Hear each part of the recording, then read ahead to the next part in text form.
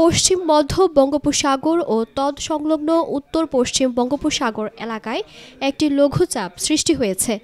এর প্রভাবে উপকূলীয় এলাকায় গভীর সঞ্চালনশীল মেঘমালা সৃষ্টি অব্যাহত রয়েছে। কুয়াকাটা সংলগ্ন বঙ্গোপসাগর কিছুটা উত্তাল রয়েছে। গত 2 দিন ধরে উপকূলীয় এলাকায় থেমে থেমে মাঝারি বৃষ্টিপাত হচ্ছে। এতে ভোগান্তিতে পড়েছে সকল শ্রেণীর মানুষ। নদ নদীর পানির উচ্চতা স্বাভাবিকের চেয়ে কিছুটা বৃদ্ধি পেয়েছে। বাতাসের চাপ কিছুটা বেড়েছে।